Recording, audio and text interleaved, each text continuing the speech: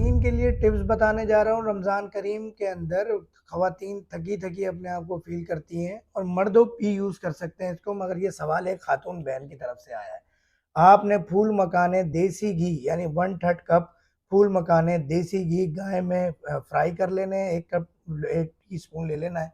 उसके बाद आपने उसको निकाल लेना है और फिर आपने जौ का दलिया तकरीबन 2 बड़े चम्मच यानी 10 ग्राम आपने डाल लेना है, 10 से 15 ग्राम, और उसको भी देसी घी फिर 1 टीस्पून डाल के फ्राई कर लेना है।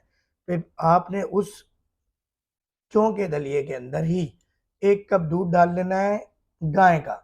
फिर इसको आपने थोड़ा-सा बना लेना है, फिर इसमें फूल मखाने क्रश करके डाल के अच्छी तरह पका लेना है। हस्बे ज़ायक़ा आपने ड्राई फ्रूट डाल लेने हैं जो आपको पसंद है, और तकरीबन 2 ग्राम दालचीनी डाल लेना है। इसको अच्छी तरह बना लें और इसको सहरी में पी लें, सारा दिन थकन महसूस नहीं होगी।